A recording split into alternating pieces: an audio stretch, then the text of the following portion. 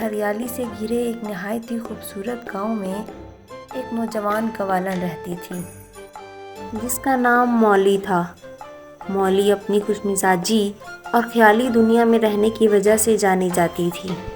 وہ ہر روز اپنی ایک گائے جس کا نام ڈیسی تھا اس کا دودھ دوہتی تھی اور پھر اسے قریبی بازار میں جا کر بیچ دیتی تھی۔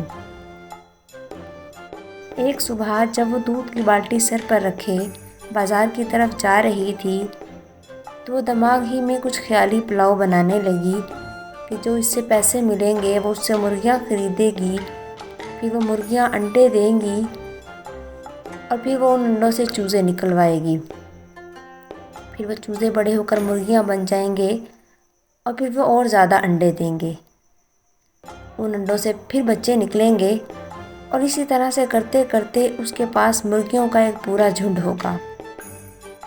پھر وہ مرغیوں سے ملنے والے انڈوں کو بازار میں بیچے گی اور اپنے لیے نئے کپڑے خریدے گی۔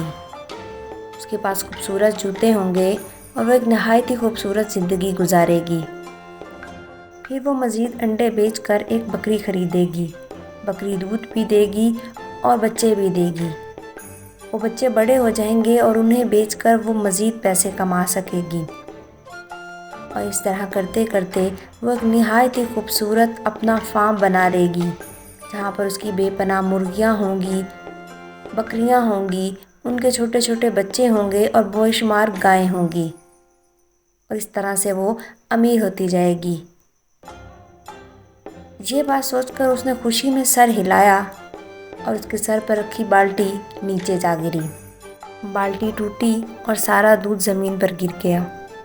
مولی کے خواب ایک ہی جھٹکے میں بکھر گئے تھے اور وہ اپنے خیالات کی حماقت کو محسوس کر چکی تھی۔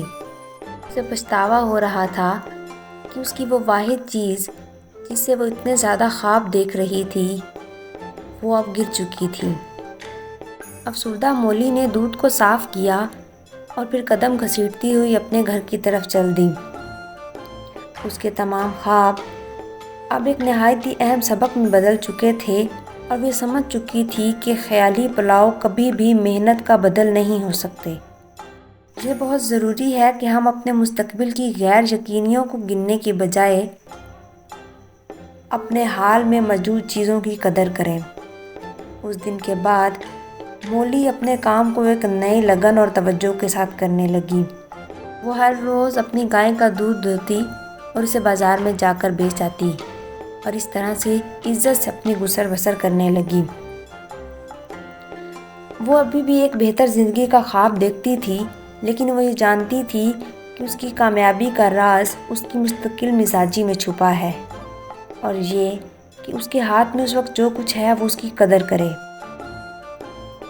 اس طرح سے اس قوالن کی یہ کہانی پورے گاؤں والوں کو پتہ چلی۔ تمام گاؤں والے اس کے اس نقصان میں برابر کے شریک تھے، لیکن اس کے باوجود اس کی یہ کہانی تمام گاؤں والوں کو ایک احتیاطی سبق دے رہی تھی اور انہیں دن میں دیکھے جانے والے خوابوں کے خطرات سے آگاہ کر رہی تھی۔ اور تمام بچے، بوڑھے اور جوان لوگوں نے مولی کی اس غلطی سے سیکھا کہ روشن مستقبل کا راز صرف اور صرف محنت اور مستقل مزاجی میں چھپا ہے۔ تو پیارے بچوں، ایک آسان زندگی اور ایک روشن مستقبل کے خواب دیکھنے کی بجائے اس کو پانے کی خواہش رکھیں اور پھر اس خواہش کی تکمیل کے لیے اس پر عملی کام بھی کریں، یعنی کہ محنت اور مستقل مزاجی۔